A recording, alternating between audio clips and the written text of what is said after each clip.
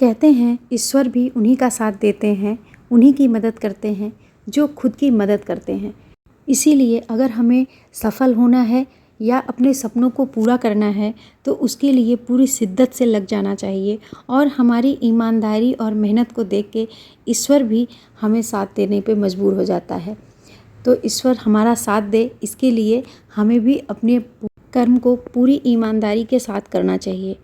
कर्म से मतलब है जो भी सपने हमने देखे हैं उसे पूरे करने के लिए जो भी हमें करने चाहिए उसे पूरी ईमानदारी और लगन के साथ करना चाहिए ताकि हमारे वो सपने पूरे हो सकें।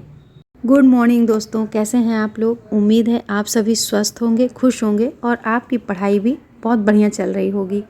और मैं भी सुबह सुबह उठ गई हूँ अपनी पढ़ाई करने के लिए। आजकल मेरे स्कूल का टाइमिंग चेंज हो गया है तो सुबह जल्दी जाना होता है, इसलिए सुबह उठ के मैं ज़्यादा देर तो नहीं पढ़ पाती, 2 ही घंटे पढ़ाई कर पाती हूँ।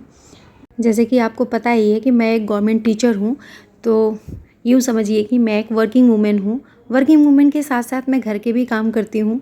तो वर्किंग वूमेन वेज हाउसवाइफ, मैं दोनों ही जिम्मेदारियाँ निभाती हूँ। कहते हैं हर हाउसवाइफ पढ़ाई के लिए टाइम नहीं निकाल पाती है, लेकिन एक वर्किंग वूमेन भी अगर पढ़ना चाहती है या कुछ करना चाहती है अपने काम से अलग तो उसके लिए भी टाइम निकालना पॉसिबल नहीं होता है। लेकिन मैं कहती हूँ कोई काम इम्पॉसिबल नहीं है, क्योंकि हम इंसान हर काम को करने में सक्षम हैं।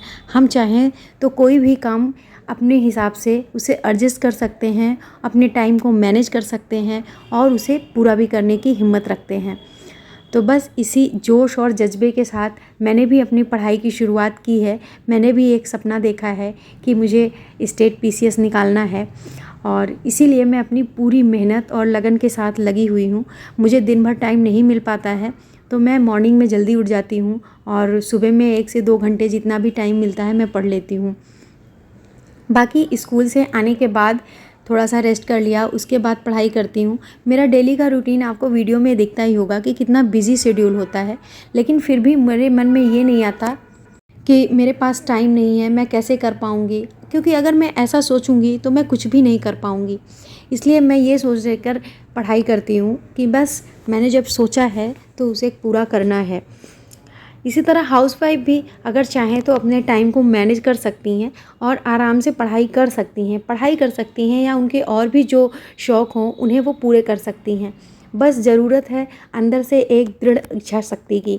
अगर हमारी इच्छा शक्ति मजबूत हो तो कोई भी काम हमारे लिए इम्पॉसिबल नहीं है।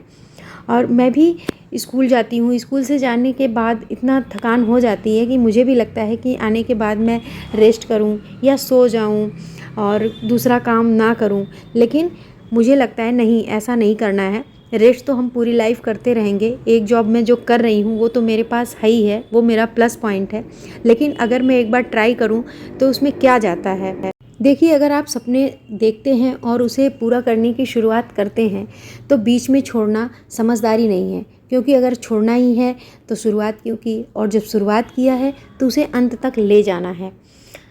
वो क्या होगा उसका रिज़ल्ट, वो हम ऊपर वाले पे छोड़ते हैं, लेकिन अपनी तरफ से हमें अपना 100% देना है।